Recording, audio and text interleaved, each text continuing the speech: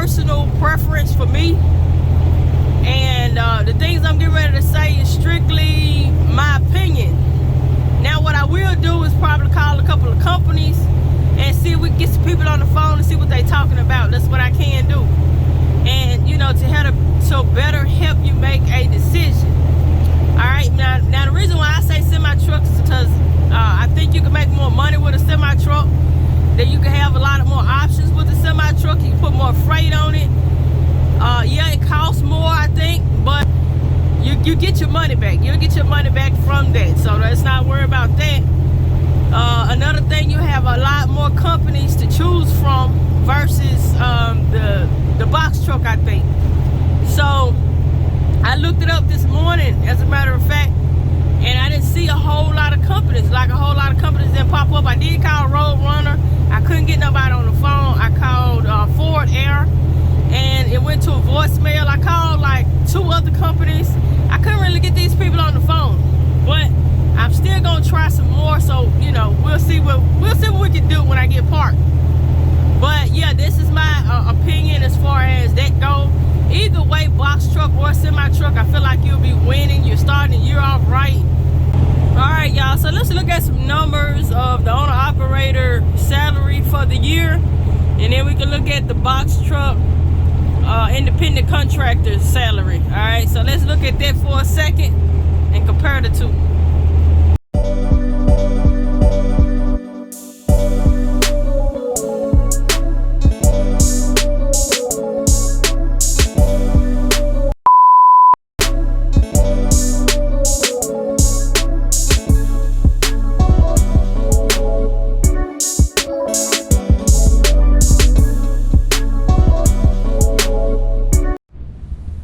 If you know your party's extension, please enter it now or remain on the line for more options. If you own a truck or are in the process of purchasing a truck, please press 1. If you are...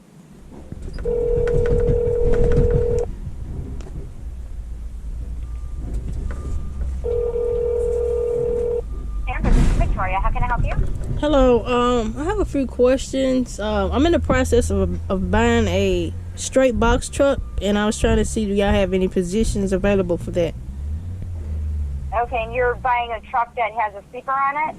Well, I haven't got the truck yet, so I was trying to see which would be a better option, the straight truck or a semi truck. Well, so we don't really work with the straight trucks that don't have the sleepers on them. The straight trucks we work with have to have the DOT approved sleepers, so they basically look like a tractor with the box attached. Okay. But if you have tractor experience and you're willing to drive a tractor still, I would say tractor all day long because you have the most opportunities with the tractors. Okay. So just trying to get information on the straight box truck today, for example. What are the requirements for that? Besides, so if you found one that has a DOT approved sleeper, we just need it to be within 10 years old or newer, and then DOT approved. A DOT inspection, pictures of the truck. Let's see here. There's some other things as well as empty weight and stuff. So we could do some of that stuff here if that's the case. Mm-hmm. I can email you some info as well if you wanted to give me your info too. Okay, I could do that. Just a few more questions. What's the weekly pay you've seen from other drivers? Okay, so if you're running a straight truck solo, you can, depending on where you're from, you can expect anywhere from 2 to 3 weeks on the road, and then your pay is usually right around $2 a mile or so, give or take. Okay. Well, yeah. Let me give you my. I'm sorry. Go ahead. You're good. They have different ways that you can make the rate. So that, I was gonna just say, it can be part of the email. That you have some of the information, so that way you can see how you could actually make more as well. Okay. Yeah. Let me give you my email address. All right, y'all. So if you got any questions, you want to talk to Victoria at Panther. That's who I call.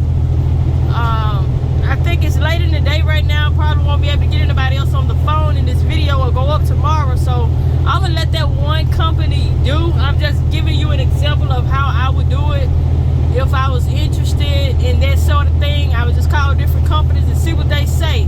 get all the information that you can get, and that's typically what they do, send you an email with all the information on it. That way you can look at it, later and compare notes with each company to see which one is the best fit for you. So, that's just an idea. I hope that helps. I really do. She even said that she thinks semi-trucks would be a better option. Now, at the end of the day, like I said, you have to make the decision for yourself. It's a personal preference. So, there's that. I just thought about something, y'all. So, another thing with the semi-trucks and box trucks. The semi-trucks, you can go on a lot of different load boards and have several loads on the boards, okay? Now, I have not seen a load board for box trucks. Now, I know it's out there, but I feel like you gotta have, or I think you gotta have like those type of connections to get that type of information. Maybe somebody on YouTube has put that information out there. If you are a straight box truck owner, operator, whatever, and you want to help, like, leave your information down below so people can contact you, or you can just leave some, drop some gems down there in the comment section so people can refer to those comments. And maybe, whatever look at all those deers, y'all. Whatever just kind of help the next person out by leaving it down, the information down in the comment section below. Load boards that you know about, contacts that you know about, companies that you know about. So, y'all, if I was gonna call these recruiters and things like that, I'd call them in the morning time or around noon somewhere in there, not like I just did call that lady late in the day when it's time for her to go home, because they can, probably getting impatient and packing up, they're ready to go. They don't really have time to answer all your questions. So they'll probably be more inclined to answer all your questions if you call them on their time when they have a lot more time available. It is 2022. It is the beginning of the year. I encourage anybody who's thinking about driving trucks, whether you're becoming a company driver, an owner-operator, whichever route you decide to go, or thinking about going, I say go for it, okay? What is the worst that could happen is the question that you should ask yourself. What's the worst that could happen? That's what I ask myself whenever I get ready to make a major decision.